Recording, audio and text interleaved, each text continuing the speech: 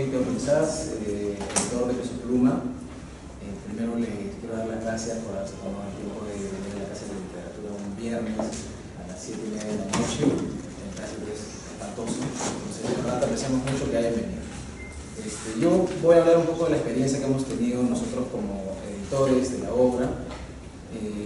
Luis Hernández, como lo saben quienes me conocen, es un viejo amor mío, desde que lo descubrí en la casa de mis padres en Anaquel, y cambió mi vida. Yo terminé estudiando literatura porque descubrí esa obra y me arremetió a una cantidad de poetas y referentes literarios que yo no sospechaba ni siquiera que existían, ¿no? En aquel entonces yo quería ser biólogo, ¿no? Y estudiar en la agraria. Terminé estudiando literatura en la Católica y a veces me arrepiento todavía, ¿no? Sin embargo, ese viaje me llevó, una vez que ya había egresado y ya tenía una editorial con mi socio Carlos y con mi socia Paloma Reaño, a buscar a la familia Hernández, ¿no? A intentar reconectar con este viejo amor que yo había tenido instantáneo al leer a Lucho. Y me acerqué a Max, me acerqué a Carlos, ellos me recibieron muy bien y llegamos a un acuerdo para trabajar la obra con la intención de trabajarla de una manera como no se había trabajado antes, ¿no? Luis Hernández ha sido editado por varios editores diferentes, pero siempre ha primado la poesía o el texto sobre el resto de la obra de Hernández, que es la parte plástica, la música, y nosotros creíamos que la forma ideal de leer a Luis era como él mismo había confeccionado sus cuadernos, ¿no? O sea, atendiendo a una estética que también es visual y que dialoga con un montón de lenguajes artísticos aparte del poético, ¿no? Entonces la familia nos dio una caja con 45 cuadernos aproximadamente. Yo había ido sin estar preparado a la casa de la familia Hernández y de pronto me dieron este tesoro, ¿no? Y súbitamente yo estaba en la calle con mi caja y no sabía qué hacer, tomo taxi, me voy en micro. Ahí comenzó mi paranoia, ¿no? Me llevé la caja a mi casa, donde la tuve aproximadamente un año, lo fuimos estudiando, comenzamos a registrar, catalogar, ver, a buscar alguna congruencia entre todos, esta obra prismática, caleidoscópica, múltiple, ¿no? Y fue una chamba brutal, o sea, no sabíamos en lo que nos estábamos metiendo. La cantidad de cuadernos era inmensa, había mucho material misceláneo, habían, no sé, la diploma de Lucho escrita por atrás, cartones, libros intervenidos, y comenzamos a bucear en este universo poco a poco, intentando encontrar puntos de los cuales agarrarnos para establecer lecturas, ¿no? Lo primero que hicimos fue registrar. Los cuadernos son materiales, ya están comenzando a deshacerse algunos de ellos, ¿no? Están viejitos, y el único registro que conocíamos nosotros era el de la Católica, que es en baja resolución. Entonces dijimos, no, tenemos que hacer un registro en alta resolución. A raíz de eso, terminamos haciendo un registro de más o menos 8.000 fotografías, ¿no? Que es lo que tenemos ahorita.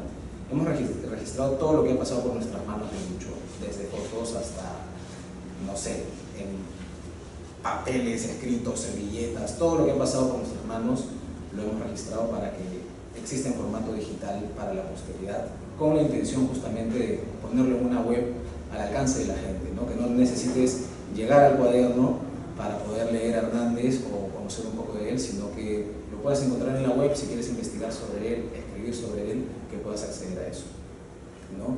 Entonces, bueno, hablaba de mi paranoia. Después de tener estos cuadernos un tiempo, yo vivía con mi amigo literato también, entonces comencé a tener esta sospecha de que mi amigo literato me quería de alguna manera de repente robar los cuadernos, ¿no? Entonces comencé a desarrollar un temor a irme de mi casa, ¿no? O salía de mi casa y de pronto pensaba que había dejado la cocina prendida y decía, todo se va a quemar. Entonces me bajaba del micro, me tomaba un taxi y me iba corriendo a mi casa pensando que iba a ser el culpable de la desaparición de ese tesoro antes de que realmente se haya registrado, ¿no? Bueno, en esa onda ya andaba más o menos un año, ¿no?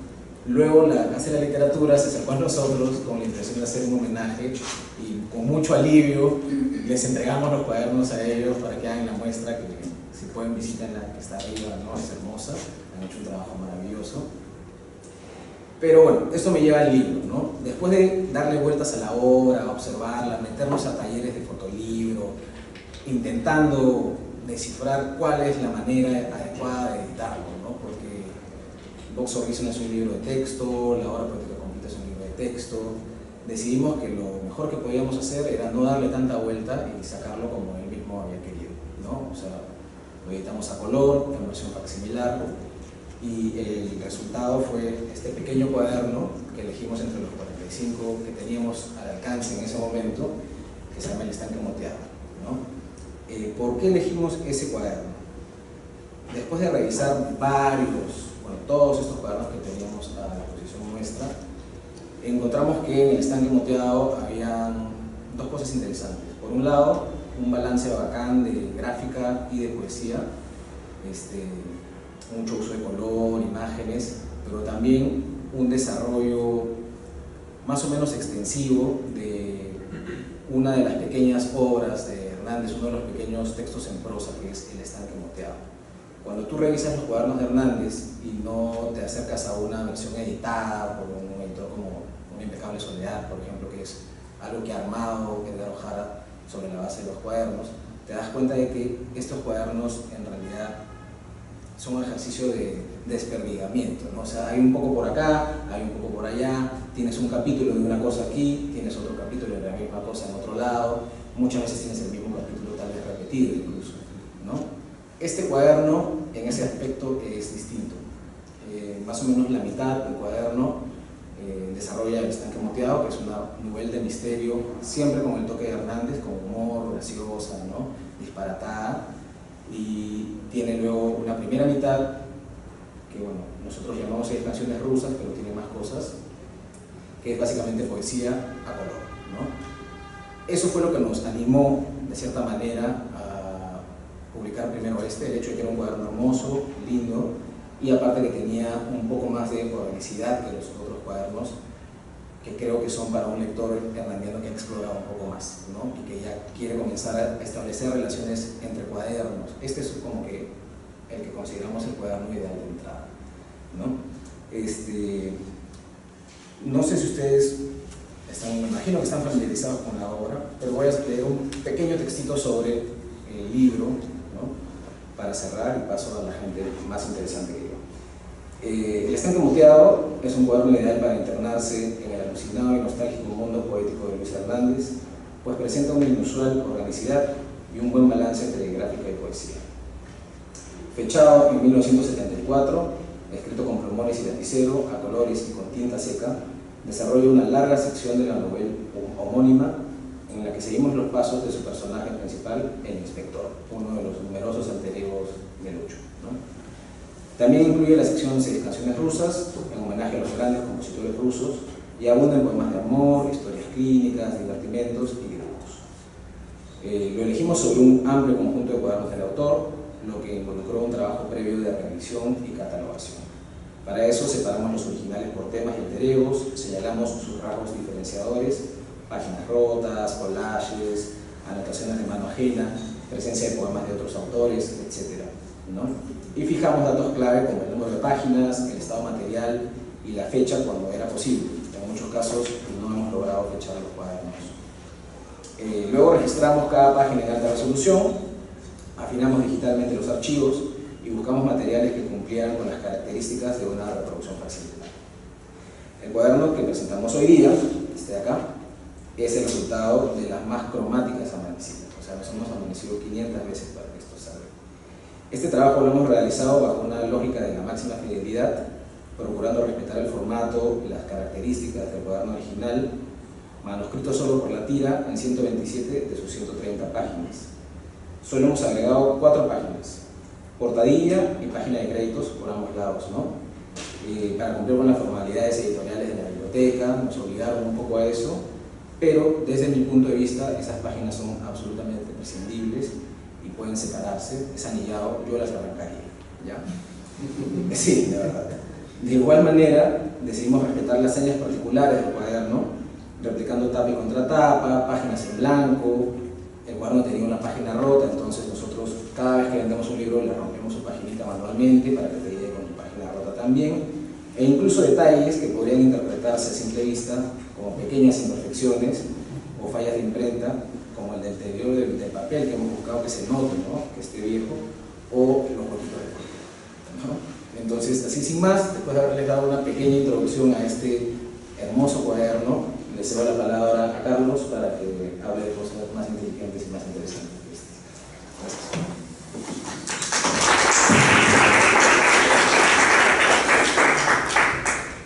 Bueno, lo primero que hay que decir es que lo que ha hecho Teo y Carlos es algo que yo y estoy seguro que un montón de otros editores queríamos hacer hace muchísimo tiempo. Mi relación con Hernández es crucial para mi relación con la poesía en general, y desde fines de los 90, en que podría decir que esta relación pasa de ser así un amor deslumbrado a una especie de ansiedad por conocer más y dar a conocer y preservar y rescatar una cosa que me parecía tan importante como los cuadernos, el sueño de que se editaran similarmente los cuadernos ha estado ahí siempre. En el 2002 me invitaron a curar una muestra del Centro Cultural de España, la segunda curaduría que hice en mi vida, y coincidía con los 25 años de la muerte de Lucho Hernández, entonces dedicamos la muestra a él. Aparte de algunas reproducciones que coinciden con varios de los pósters que tienes aquí ahora, invité a un conjunto de artistas, en ese momento jóvenes todos, jóvenes promesas. Estaban José Carlos Martinat, Sandra Gamarra, Teresa Boracino, Ivana Ferrer, entre otros que han seguido ya otros rumbos, y titulamos la muestra Una impecable soledad, con lo cual se puede hacer una idea de qué cuaderno hubiera editado yo primero, si no estuviera aquí envidiando a Teo por haber hecho lo que ha hecho. En 2014 me invitan del Centro Cultural de la Católica a hacer una pequeña muestra sobre Hernández para el primer Festival de la Palabra, y ahí nuevamente hice algunas reproducciones de páginas un poco emblemáticas, hice una proyección con otras páginas y con la música mencionada en los poemas, y quería que hubiera cuadernos. Ahora de la Católica me invitaron faltando algo así como 2 semanas para el festival, y no hubo manera de conseguir un cuaderno en esos momentos. Entonces lo que hice, basándome en esos escaneos pequeñísimo tamaño que tiene la Universidad Católica en su página web, y con un poco de magia digital, hice 4 cuadernos de facsimilar, porque la idea de la muestra era que estuviera en una mesita con unos sillones para que la gente pudiera hacer esto, ¿no? Pudiera tener el cuaderno. Yo había ido buscando un cuaderno original que llevara a la Biblioteca Nacional. Me habían mostrado los 4 que Max Hernández había donado a la biblioteca, y al tener uno de los cuadernos estos en la mano había sido un éxtasis fetichista así absoluto. Entonces, si bien era evidente que eran reproducciones y bastante artesanales, la posibilidad de revisar el cuaderno como tal era, creo que, parte de un sueño así largamente acariciado. Hasta ese entonces, hasta que vi los cuadernos esos de Max Hernández en la Biblioteca Nacional, mi relación con la poesía Hernández había sido básicamente a partir de la edición de la obra poética completa que me regaló Sandra, que está aquí, y que es mi libro más atesorado. Pero de lo que se trataba al final de esas ansias de edición era esto, ¿no? O sea, poder tener el cuaderno, y al ver el orden, los poemas tal como estaban, siempre hay cierta confusión en el modo en que se edita Hernández, y tener la sensación de que así como él de alguna manera los había acabado los poemas, o los había de alguna manera ya dejado de estar, se abrían, y pensar que sí iban a abrir nuevas puertas. Y eso es lo que he comprobado que era una intuición correcta ahora que tengo este volumen editado por Peso Pluma.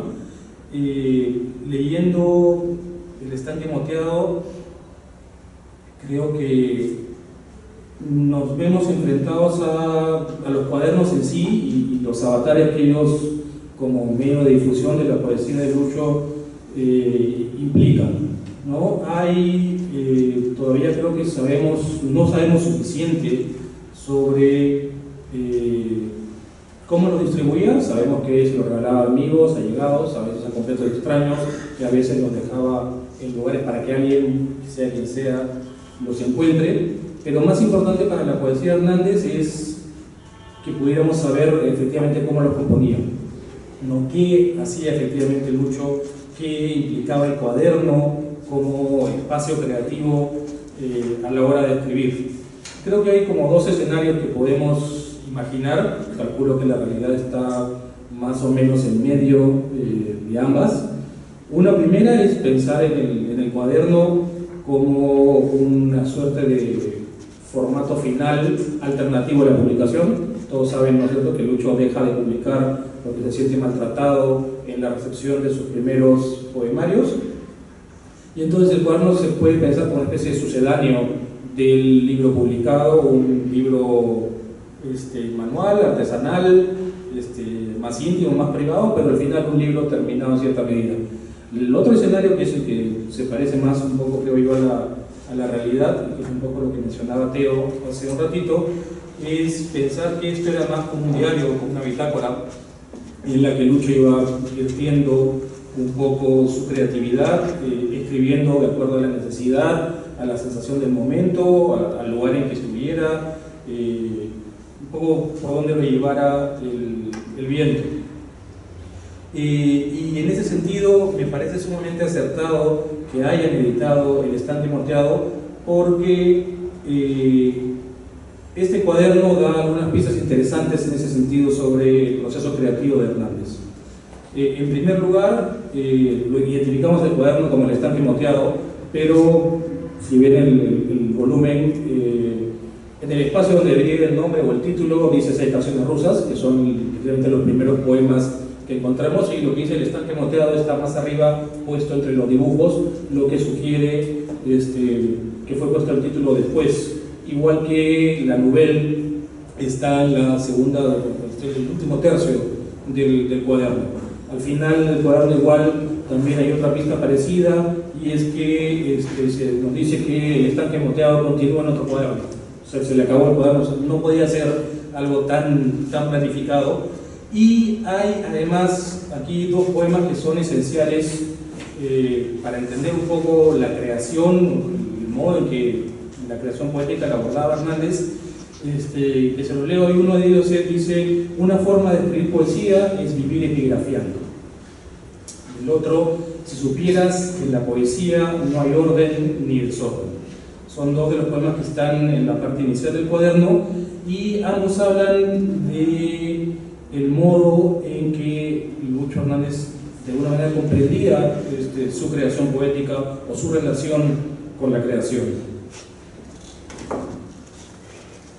Hay otro aspecto interesante del cuaderno, y es que esta idea de vivir epigrafiando como una manera de escribir poesía está presente en varios de los poemas. Hay varios poemas que repiten un lema, que es un verso habitualmente prestado o robado de otra persona, ¿no es cierto? Quisiera con una palabra, o grande es mi dolor, o y la lengua del mudo ha de cantar, o recuerdas tú la primavera. Son todos lemas que se repiten con, yo diría, insistencia, de alguna manera como una suerte de letanía, en la que los poemas se vuelven una especie de ancla para lo que parece una situación vital que va cambiando, ¿no es cierto? El poema se vuelve un signo que de alguna manera le otorga estabilidad, sentido, esa ansiada coherencia de la que hablaba Hernández en otros poemas. Eso me hace acordar Luis Jaime Cisneros, fue mi maestro, y que también fue maestro de Lucho Hernández. Solía decir que la memorización de versos, fragmentos o poemas enteros era como que un claro síntoma de vocación literaria, y si hay algo para lo que Luis Jaime tenía ojo era para descubrir vocaciones. Y no se trata de corroborar la vocación literaria de Lucho Hernández, evidentemente, que es clarísima, sino el hecho de que ese rasgo es un rasgo inherente de alguna manera a alguien que vive entre versos, que lo que hace es rodearse de versos cotidianamente, y que los versos están presentes en su mente, en su conciencia, en su quehacer cotidiano casi todo el tiempo. Luis Jaime lo hacía no solo con poesía, lo hacía con refranes, con trabalenguas.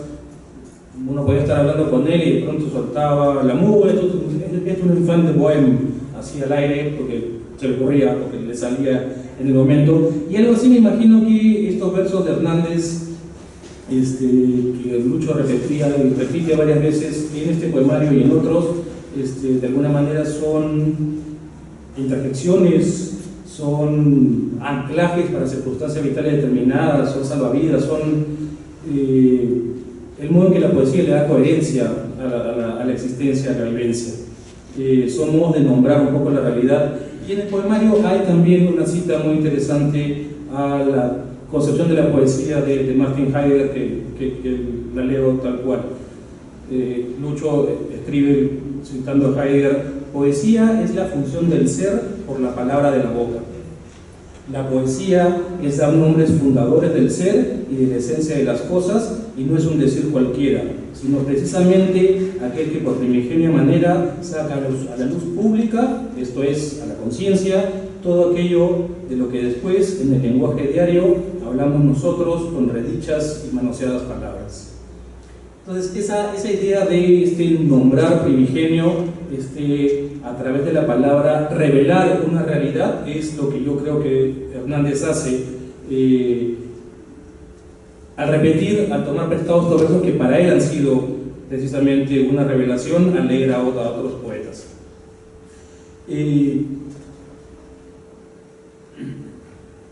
Y en este punto entra otra reflexión, y a eso venía un poquito a cuento la mención que les hacía hace un rato de la exposición esta de hace 15 años en el Centro Cultural de España.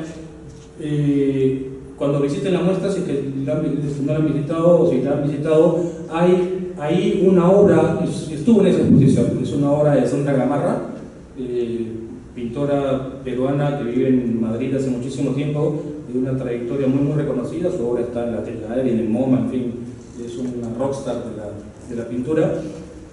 Y Sandra, en ese momento que le invito a la exposición, lo que hacía era pintar cosas que otros habían pintado, ¿no? Le interesaba mucho reflexionar a través de la pintura acerca de la autoría, de la originalidad y de cómo las imágenes son mediadoras en nuestro conocimiento del mundo y, como pasa ahora cada vez con más frecuencia, mediadoras en nuestro conocimiento de otras imágenes. En esa época, en que le invito a la muestra, Sandra lo que hacía era pintar grandes clásicos del arte contemporáneo, pero pintaba a partir de su reproducción en el catálogo del MoMA, del Museo de Arte Moderno de Nueva York, ¿no?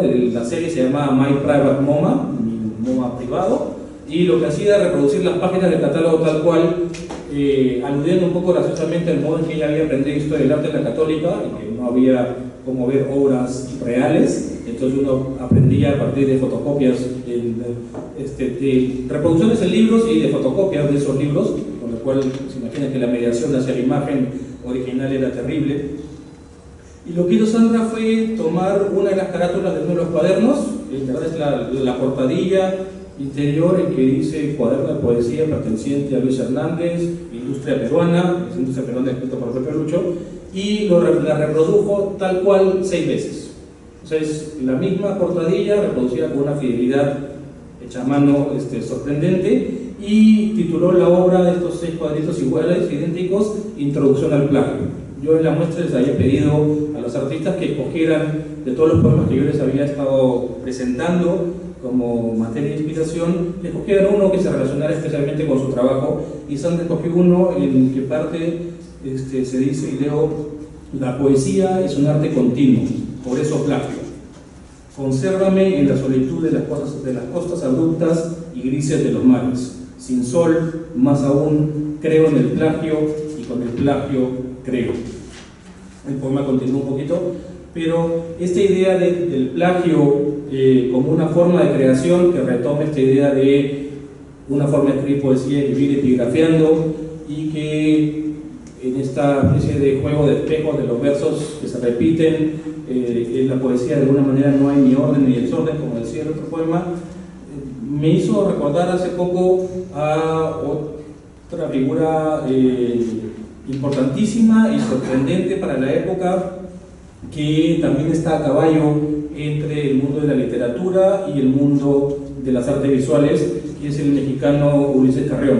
Ulises Carrión nace, coincidencia total, el mismo año que Lucho Hernández, en el 41, y comienza una carrera literaria, escribe un par de libros de cuentos, de ahí empieza a escribir poesía, emigra de México a Europa para hacer unos posgrados y termina abandonando por completo la poesía y la literatura, pero termina trabajando el libro como un formato de creación de artes visuales. Ya tiene una especie de manifiesto que se llama El arte nuevo de hacer libros. Es uno de los precursores del mail art, este arte de enviar obras por correo, con un medio de subvertir los mecanismos de distribución.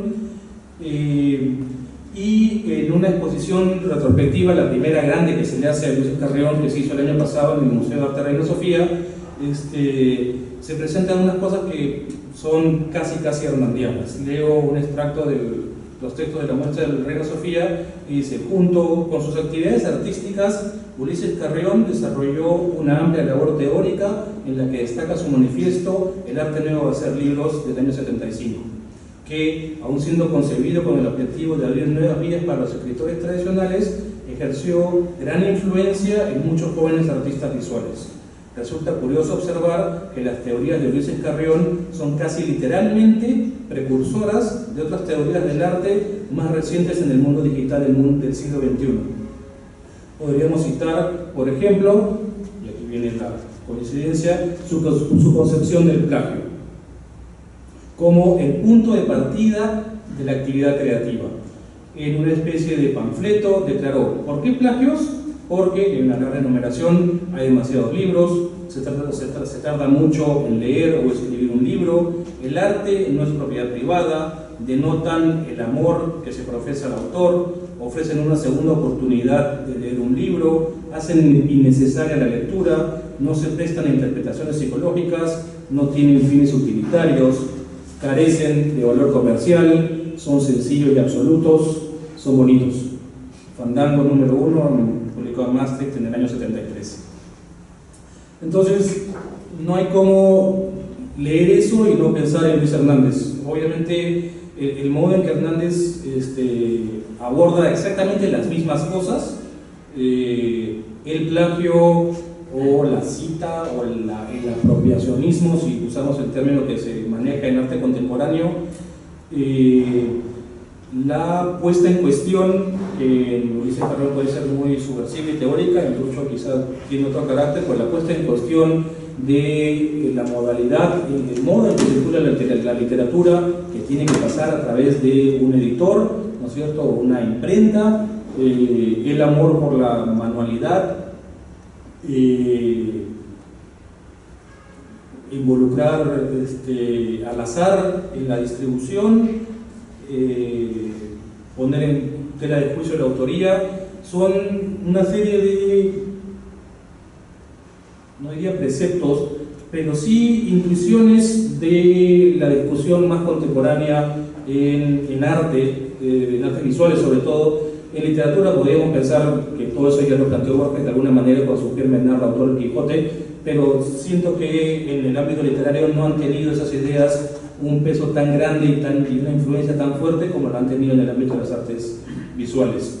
Y en ese sentido, entonces, Lucho Hernández se nos revela como una especie de apropiacionista, precursor, sin querer serlo seguramente, pero nos habla un poco de la lucidez del modo en que encara la creación poética y se le abre un camino completamente propio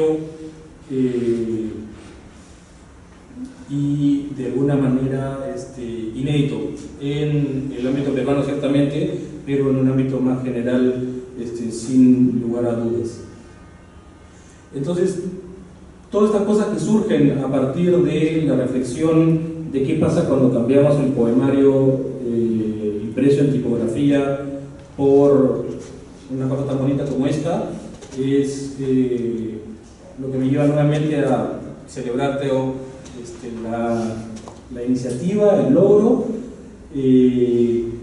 porque creo que renueva, más aún en este año de aniversario, nuestro lazo con Hernández, ¿no? Y creo que da pie para pensar muchísimas cosas más que he mencionado un poco atolondradamente de la pasada hora, pero sobre la poesía Hernández, que para todos los que la queremos es tremendamente satisfactorio, ¿no? Las gracias en realidad son para ti.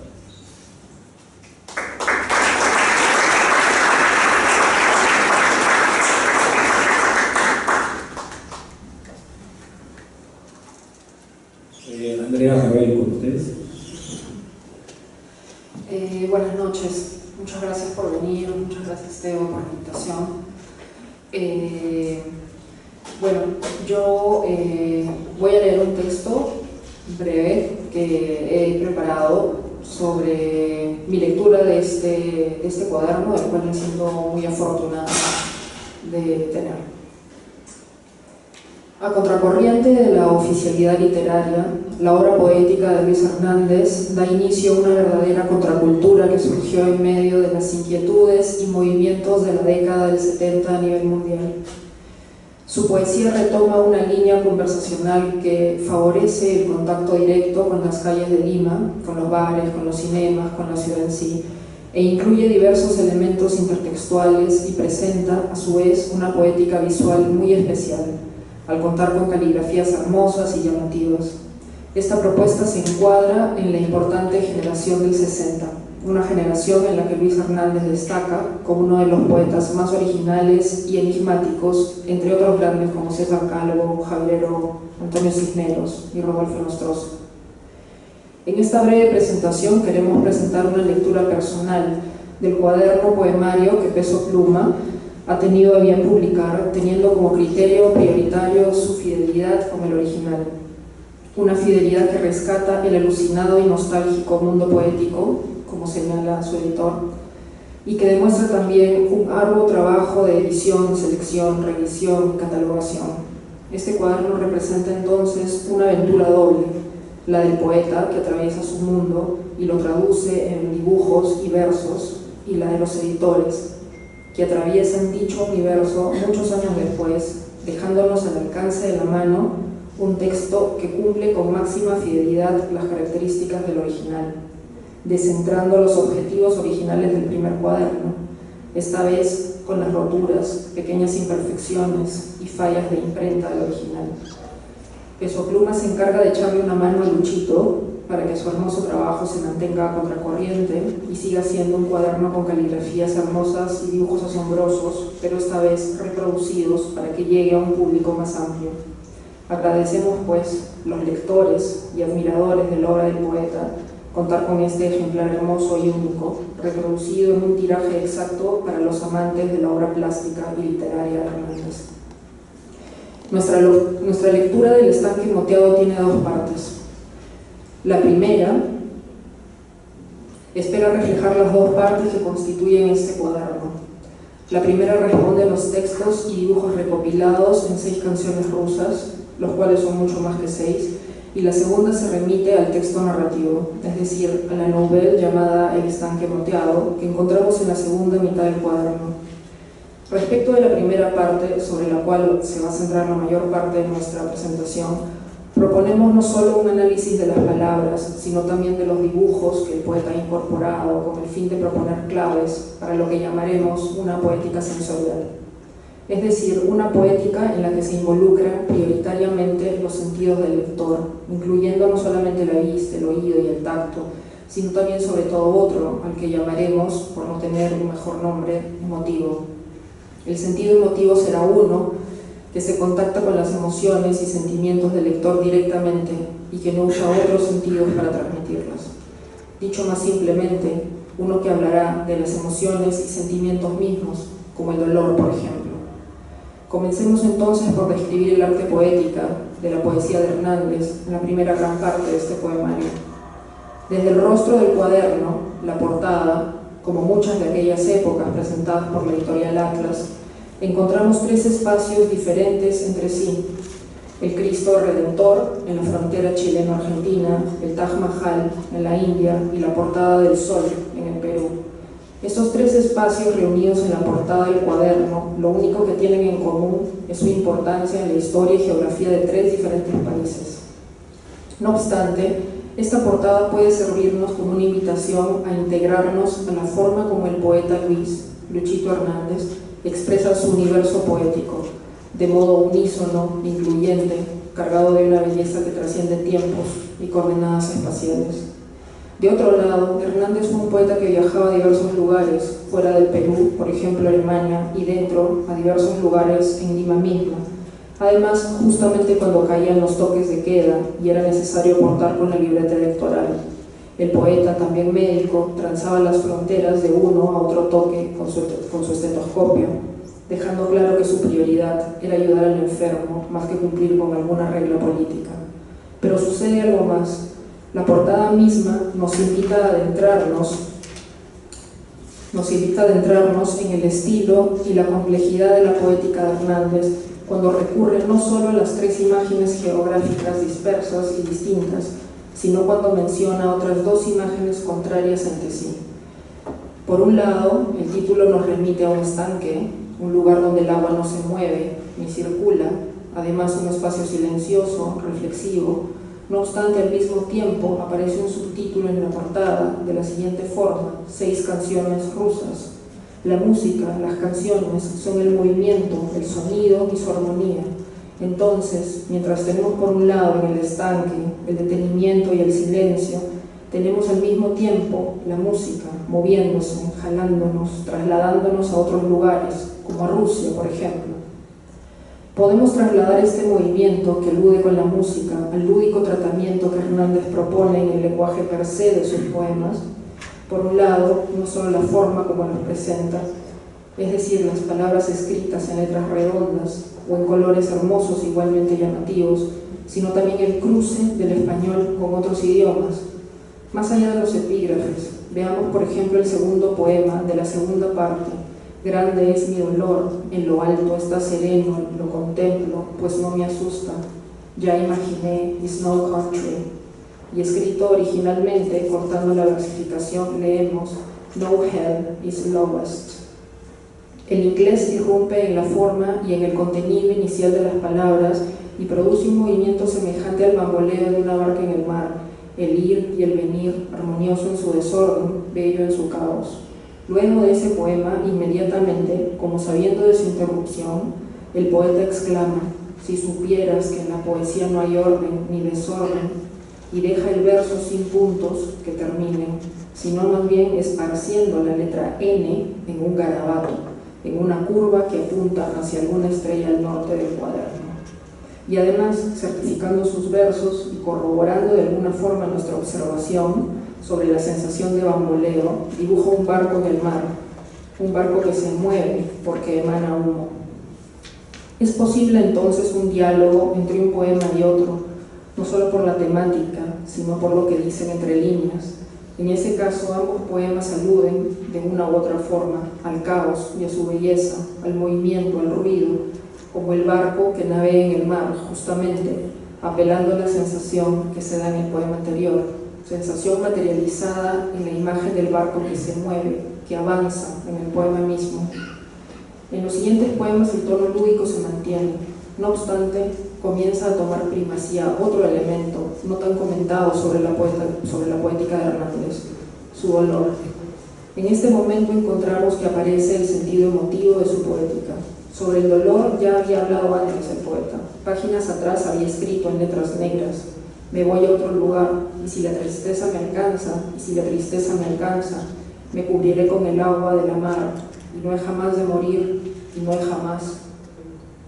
Este verso, que concluye como una pieza de Eric Satie, dejándonos la sensación de algo inacabado, es realmente la continuación de uno de los primeros poemas de este cuaderno, un poema corto que abre con 4 versos escritos en rojo. Quisiera con una palabra contar mi grande dolor, con una palabra contar de mi grande dolor. Su dolor es grande y lo escribe con todas las vocales. Se repite en el poema que mencionamos anteriormente, aquel en el que el caos se manifiesta con colores, grafías e idiomas. Nuevamente, grande es mi dolor, en lo alto está sereno, lo contemplo, pues no me asusta ya. El poeta habla de su dolor en los últimos versos, luego de colocar un par de historias clínicas. Estas 2 historias narran poéticamente 2 cuadros. uno de diabetes y otro posiblemente de bipolaridad o disociación, como la llama él, que pertenecen a dos pacientes distintos. Uno que cuestiona el tiempo, véase por ejemplo cuando el paciente, un padre polaco, le dice tempus brevis est, y que cuestionan además la felicidad misma. Véase cuando Cirilo, el protagonista de la segunda historia, cito, sonreía, miraba, se sentía bien, cierro cita, pero no era él mismo, sino hasta que la madre lo reconoce al mes. El paciente en este poema no dice nada, no habla en latín, como en el caso anterior. No obstante, al mes regresa siendo él mismo, mostrando la problemática de estar y no estar, de ser y no ser, es decir, lo que la bipolaridad entrega y el poeta médico cuestiona. Todo esto encarna parte del dolor de Hernández, un sujeto sensible que tenía como premisa vital y poética quitar el dolor, recordando a Hipócrates, quitar el dolor es obra divina. Luego de hablarnos de su dolor, de mostrarnos dimensiones, comienza la numeración de los poemas, otra vez uno, y esta vez coloco un hermoso poema del que cito los siguientes versos. ¿Quién soy yo? Ser sin forma que el océano roe, para estrecharte en el anillo de mis dos brazos, oh reina de hermosa frente, a quien medusas tornasoladas y algas cubren. La letra O de la palabra océano está pintada de rojo. Puede ser indicando cierta profundidad o resaltando de cualquier modo dicha palabra, dicho espacio. El siguiente poema no alude al océano, si no es verbalmente, pero dibuja ondas rojas, un círculo rojo, otra vez pintado como la letra O del verso océano pasado. No obstante, los versos de esta página ya no se relacionan con los versos leídos antes. Son las imágenes, es el mismo círculo rojo pintado como la vocal O del poema anterior, lo que nos permitiría asociarlos, así como las olas que invaden de modo transversal la página del poema que comentamos. Los poemas que continuarán nos hablarán del amor, de la primavera, y estarán inundados de brillo, de sonrisas escritas, aunque todas están plasmadas desde el recuerdo, no en mi presente. El olvido es el protagonista entonces, ya que es a lo que más invoca el poeta. Comienza entonces un tono emotivo, profundamente triste, pareciendo enfatizar que aquel verso que repite en varios idiomas y la lengua del mudo ha de cantar, se cumple como mandato del poeta, como diciéndonos que canta desde su dolor, desde su angustia, desde ese olvido al que reinserta y retoma constantemente. Luego de estos versos que aparecen fechados en Lima, La Esponja, 1974, abril, es decir, en su ciudad absorbente, aparecerán 3 cantos de amor. Estos, también del 74, reinciden en el tema del olvido, ya que a pesar de hablar de la primavera y con ello del amor y del sol, lo que realmente aspira el yo poético es a olvidar, específicamente el amor. El poema con el que acabará esta primera gran parte del cuaderno es enteramente gustativo y visual. Se refiere a una malagua de fresa, de cherry, de limón, una malagua que dibuja con los colores del mar alto y azul, como el poeta mismo escribe. Lo que comienza ahora es formalmente su novela El estanque moteado, subtitulada Novela de misterio. Esta novela, parecida a algunos intersticios del Cuerpo de Juliano, de Jorge Eduardo Ellison, cuenta las peripecias de un inspector que parece estar en Londres y que en paisajes por demás surreales trata de descubrir de dónde han aparecido joyas, árboles, nueces de oro, de dónde ha aparecido la princesa Cisne, y parece enfurecer de impotencia al no encontrar razones. No obstante, el misterio que se intenta develar no tiene que ver con dichos objetos, sino con algo más privado. Leemos lo siguiente. Tú recordabas el tiempo que fue y veías el sol caer sobre los acantilados, piedrecillas, guijarros, cubiertos de musgo, y de las algas se revela en algo, el así llamado misterio, das sogenannte Geheimnis. El secreto o el misterio no tiene que ver con objetos o con lugares, ni con referencias específicas. Es algo etéreo que irrumpe en otros idiomas como el griego, que salta a velocidades como 180 kilómetros por hora y que se descubre, quizás parcialmente, en un paisaje desolador. Cito: sobre la arena se arremolinaban objetos, cáscaras, astillas, restos de branquios, agua, papeles con la huella del sol, con la huella de la espuma, e impenetrable el cáñamo, el carrizo, las chozas, las latas. Este paisaje, que es casi como un soundtrack, desde donde el poeta nos habla, ya sin colores, sin dibujos, sin caligrafías redondas, vislumbra lo que podría ser ese secreto o ese misterio que el inspector y todos sus movimientos torpes e infructuosos no consiguen entender. El secreto de un recuerdo en la primavera, un sueño o un camino, un momento etéreo que no puede aprender con palabras. De ahí que los versos que más repiten colores desde el comienzo hasta el final del cuaderno sean los siguientes: y la lengua del mudo ha de cantar los sentidos de nuevo. Estos versos podrían ser, intuimos, lo que inicia, o al menos contextualiza o performa el secreto que el yo poético descubre y que el inspector, alter ego desdoblado del autor, no logra atrapar. Y es lo que incluso el mismo Luis, como se incluye el yo poético que aparece en el cuaderno, que escribe en la pared de adobes luminosos, formas físicas y bebe Coca-Cola y una Fanta, cierro cita, está inscrito en esa poética de recuerdo y dolor, de poesía que es, como retoma de Heidegger, la fundación del ser por la palabra de la boca, el mismo hecho de dar nombres, la esencia de decir las cosas, no un decir cualquiera, sino un decir que performa. Muchas gracias.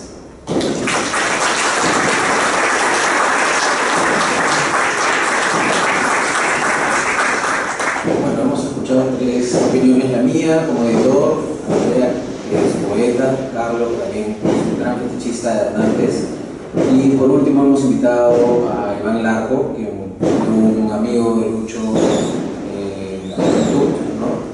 Amigos del barrio, y también Lucho era amigo de la familia de Iván, de sus hermanos, y él nos va a contar un poco de las experiencias que han vivido juntos y de la percepción que tenía él de Lucho como amigo, ¿no? Por favor, Iván. Buenas noches. Gracias a Teo, que me habló la vez pasada sobre esta posibilidad. Antes que nada quería decir que no me extrañaría que esos cohetes los hubiese reventado Lucho. Muy capaz de eso. Él le encantaba todo lo que era el romper con los esquemas, fregar, ¿no? Me hagan disculpar, hinchar las pelotas, bromear, el humor dentro de lo medianamente serio de su vida, porque era un poco una cosa y otra a la vez. Dentro de todas estas manifestaciones, bueno, quería decirlo de los cohetes porque a él le gustaba, por ejemplo, las películas de los hermanos Marx. Y en las películas de los hermanos Marx suceden las cosas más locas del mundo, a pesar de que hay escenas serias, irrumpen estos 3 o 4 hermanos a veces y pueden arremeter a pistoletazos una reunión de lo más académica y qué sé yo. Bueno, mi relación con Lucho es como amigo, uno de sus muchos amigos, y lo conocí a muy corta edad, a partir de los 8 años, y ustedes dirán, ¿por qué tan chico? Porque, bueno, en mi casa un día apareció a la hora de almuerzo Lucho Hernández. Lo había llevado mi hermano mayor, Feo, que era compañero de él en la Católica, en Letras.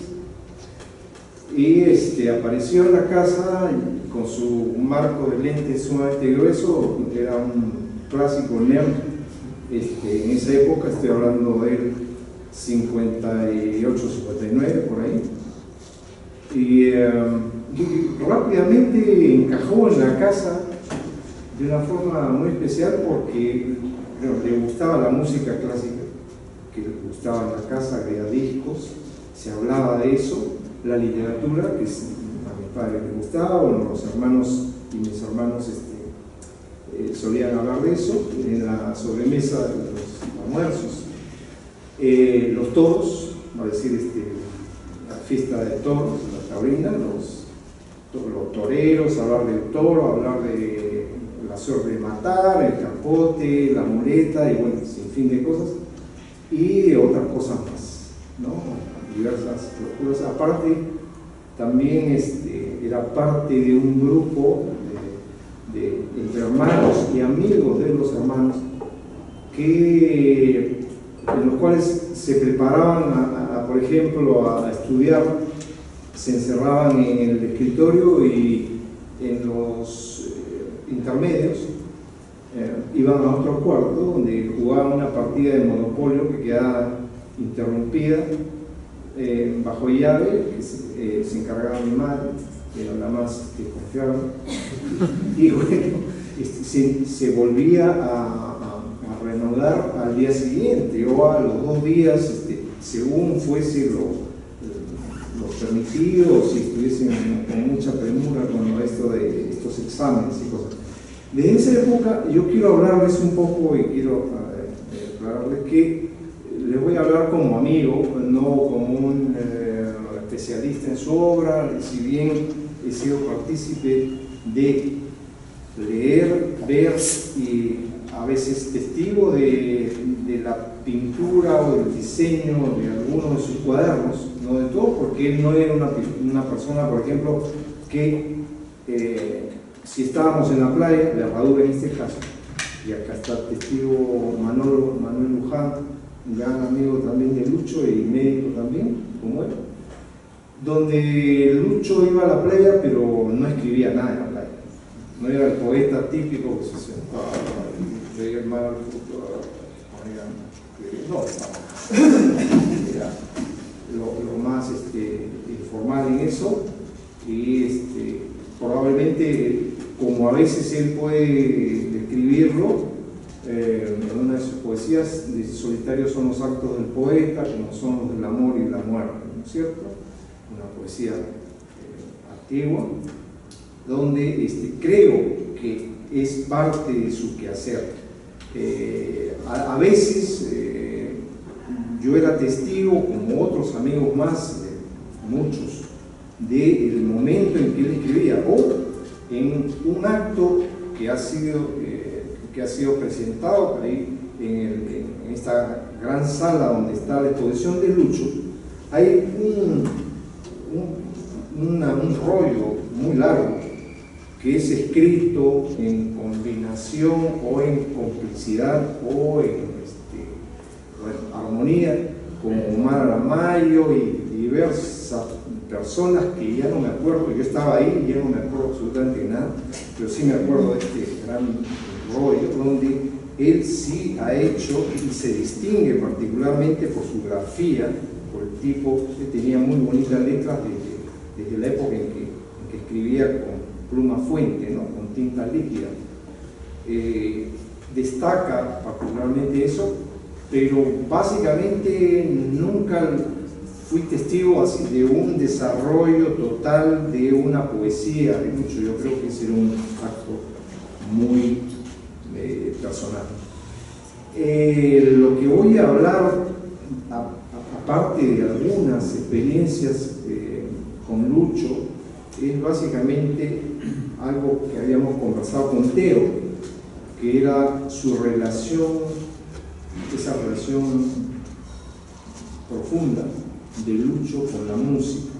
Yo lo conocí como un amante, un oyente, un loco por la música clásica, loco en el buen sentido, por la música clásica, y la verdad que desde chico, desde que lo conocí en casa, él llevaba sus discos, los que él tenía en su casa, habían ciertos intercambios, conocíamos música nueva a través de Lucho, y Lucho a su vez conocía música distinta a la que él escuchaba en la casa, ¿no?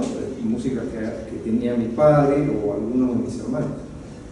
Ese intercambio llevó a toda una serie de años consecutivos en los cuales yo fui creciendo, Lucho fue cambiando digamos, de amistad, primero con mi hermano mayor, después con el segundo, después con el tercero. Yo crecí, cumplí, digamos, 18 años y empalmé un poco con esta aventura de un Lucho que era una especie de eterno adolescente o posadolescente, o nunca el hombre que todos esperamos que uno sea, y que se case, tenga hijos y que tenga una carrera y después tenga su seguro social y su cuenta en el banco. Lucho era en eso bastante distinto.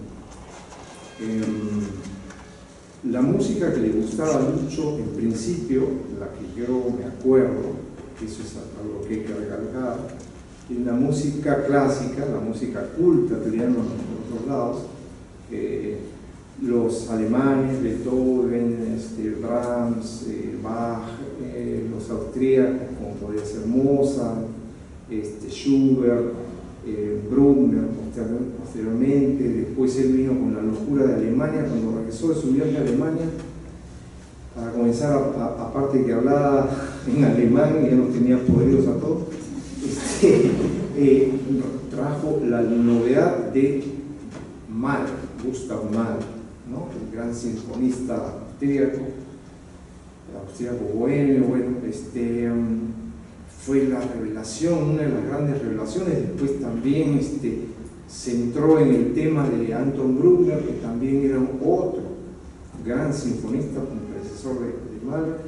Y bueno, en casa se barajaban muchos músicos, ¿no? Los rusos, que tanto le gustaban a Lucho, pues eran favoritos también en la casa.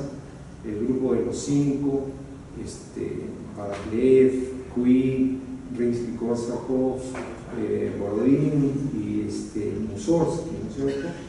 Después los rusos modernos, como podría ser Igor Stravinsky, Prokofiev, Shostakovich, otros músicos que precedieron, como podría ser Vilinka, Taneyev, ahorita no me acuerdo de tanto, pero bueno, ahí vamos. Y después músicos como Copland, por ejemplo, de los americanos, ¿no? Aaron Copland. Él fue el que encendió en mí la locura del músico americano Charles Ives. Un día, no sé si fue de día o de noche, se apareció con un long play, un vinilo que le llaman ahora, de la sonata, la primera o segunda, creo que es la primera sonata para piano y un pedacito de flauta al final, como por Massachusetts, de Charles Ives. Me la regaló y yo entré en locura, en buen sentido, porque nunca había escuchado una música por el estilo, con polirritmos, con disonancias, con tempos cambiados. Había un himno de fondo y de repente hace una mención de la quinta sinfonía de Beethoven, el famoso ta, ta, ta, ta, por ejemplo, ¿no? esa sonata, pero de forma tan particular que nos marcó un poco. Después yo empecé, como buen actor musical, a buscar música de Charles Ives, también de Copland, de Henry Cowell, bueno, de otros compositores. Y como yo iba creciendo también a nivel de cuando uno comienza a despuntar, digamos, entre los 18, 19, 20, 21 años, todo le interesa a uno busca por todos lados el cine, el teatro, el ballet, todo nos interesaba, y a Lucho, por supuesto, aparte de la astronomía, que era otro de sus amores, pero básicamente la música clásica a él era, creo que su gran pasión era la música, y la música en él yo la veo como un yin y yang con la poesía, ¿no? La música al igual que la poesía al igual que la música.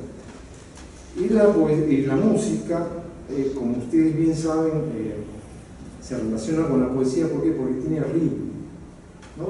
La música tiene eso, 3x4, 2x4, 4x4, 6x8. Bueno, no soy un experto en eso, pero eso es lo que marca su relación, para mí, puedo equivocarme, con la poesía. La poesía también para él, si ustedes leen sus poesías, siempre hay un ritmo que a veces puede romperlo porque, al igual que podría ser Charles Ives o otro músico súper moderno o con ideas novísimas,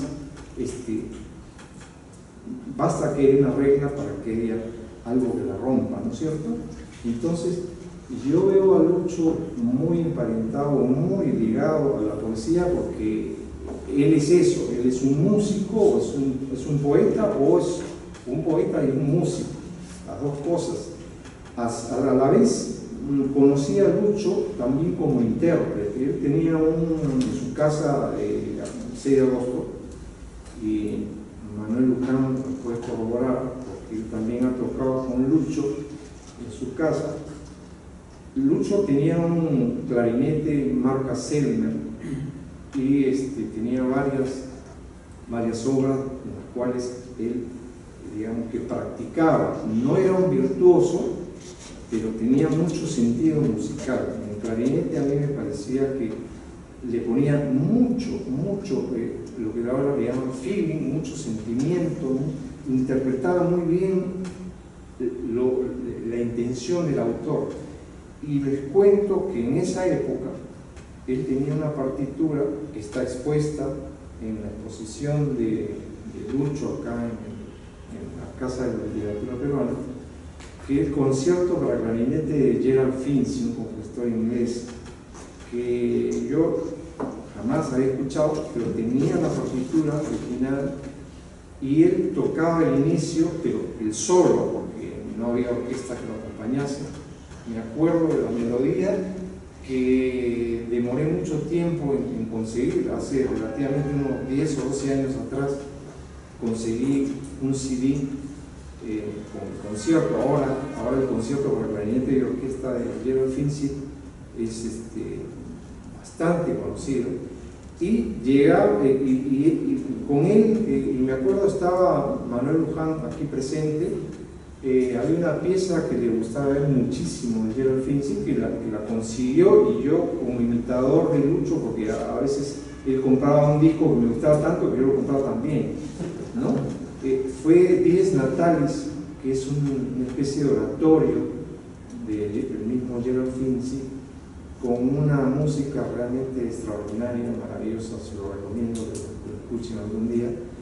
Esa es parte del mundo que se plasma después en la poesía de Lucho Hernández, ¿no? Lucho Hernández es una persona con un humor increíble, pero a la vez un tipo nostálgico, melancólico, más que nostálgico, melancólico, lejano a veces, y otras veces para tirarlo por la ventana por antipático, pero así era Lucho, como cualquier persona común y silvestre, ¿no? Pero un tipo con mucha dotación para esto de la música, con una gran captación, y lo digo posteriormente, lo he escuchado a dueto con Manuel Luján, con un dúo de flautas, con partitura, y realmente sonaba pero muy bien, ¿no? Después, él, como era muy empeñoso, por ahí lo he escrito en una reseña, en exposición, él era muy empeñoso, él tenía un gran tesón, y aprendió a tocar piano. Siempre digo, no como Claudio Arrau, para nada, muy a su estilo. Él imponía un ritmo, una forma, quizás hacía hincapié en algunas notas, pero lo aprendió y tocaba ahí, de piezas clásicas hasta música de Lennon, bueno, de los Beatles indudablemente, que llegaron a ser en una etapa posterior, la cual no he contado. También obras de Bob Dylan, Cat Stevens, ¿cómo se llama esta chica? Carole King. Bueno, un espectro bastante grande, un abanico bien grande de música. Para volver nuevamente a la temática musical, Lucho, que básicamente lo conocí como un aficionado, un apasionado de la música clásica, llegó un momento que yo calculo que fue de su primera hepatitis, que tuvo que estar en cama, porque en esa época todavía no se había impuesto el tratamiento de Vietnam, que era estuviese con hepatitis, no estuviese con hepatitis, igualito ibas al frente, ¿no? En esa época se reposaba con hepatitis y te venía la ictericia, te ponías amarillo, los ojos amarillos y tenías que reposar, o chupar tu caramelito de limón y dedicarte al dolce far niente, que era maravilloso, o sea, a hacer un montón de cosas, entre escuchar música, leer, escribir, recortar figuritas, es decir, collage. Ahí empieza, por ahí me puedo equivocar, yo empiezo a verle algunos cuadernitos, algunos con espiral, otros no, donde él empieza con su lapicero pluma fuente a escribir con una caligrafía muy linda, siempre la tuvo, citas de poetas, filósofos, astrónomos, músicos, a pegar, por ejemplo, una tira de Charlie Brown, Snoopy, la pegaba ahí porque le gustó, después una referencia musical con notas musicales, diferentes citas combinadas de muchos autores y poetas y literatos, Chekhov, uno de sus favoritos, Jorge Eduardo Eielson, bueno, sin fin. Y después él, como por ejemplo podría ser en los primeros álbumes de los Beatles, que era casi mitad eran canciones covers, o sea, de otros autores, y la otra eran propias. Lucho empieza a escribir y a colocar su propia poesía, ¿no? Y poco a poco esos cuadernos que antes eran de citas de otros autores o de filósofos o de cualquiera que fuese, o por ejemplo podría ser también una noticia, Cary Grant en Hollywood tropezó y dijo hey, la luna, por ejemplo, ¿no? Estoy inventando, ¿ya? Es una piedra que estoy diciendo, y eso lo recortaba y lo pegaba, ¿no? Después ya todos los cuadernos comenzaron a ser simplemente poesía y grafías y dibujos, los elefantes, el patinete, Mozart, sin fin, botellas, sin fin, la iconografía de Lucho que se puede hablar, se puede hacer, yo creo, un análisis artístico de la iconografía de Lucho, que es variada y muy vasta. Y bueno, Lucho llegó a adorar también la música popular, en mi caso la tendencia es hacia el rock, los Beatles, Rolling Stones, Yes. Ahorita estoy un poco corto, tendría que haber preparado quizás un papel, pero creo que según lo conversado con Teo, me dijo, creo que tú hables de esa forma informal, como buen pata que fuiste de él, y bueno, eso es un poco lo que estoy haciendo. Yo no sé si me olvido de cosas, indudablemente el mundo de Lucho es muy grande, pero por lo pronto esto puede ser una introducción del Lucho amante de la música, el Lucho poeta músico, el Lucho músico poeta, y bueno, hasta el momento eso es todo lo que quería decirles.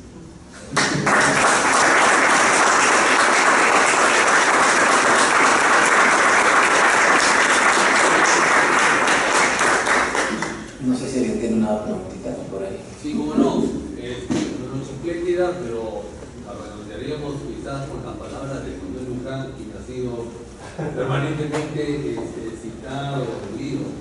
Quizás puedas complementar, contar un poco. No, no dirás, ¿no? Bueno, Pues nada, agradecerle a Martín Antero la invitación y a todos ustedes acá. Bueno, igual que Iván, lo que puedo hablar es las cosas que como van saliendo, ¿no? Eso no sabe nada. Pero en fin, los dos trabajos que han presentado tanto Carlos Crivelli como Andrea, ¿tu apellido es? Me parecen estupendos, me parecen realmente profundos, han redondeado muy bien algunos temas que van a dar, a mí me dan muchas cosas que haber tomado algunos agentes. Y bueno, y los testimonios de Lucho, de Iván, miran el lapsus, también que me han hecho recordar tantas cosas, ¿no? Mi compañía con él fue de como de 7 años, porque hemos estudiado juntos en San Marcos, en San Fernando, y hemos pasado algunos años luego de graduados juntos. Entonces podría decir muchas cosas, pero tendría que ir ordenando un poco las ideas, ¿no? Que en este momento no creo que lo pueda hacer, ¿no? Bueno, eso ya.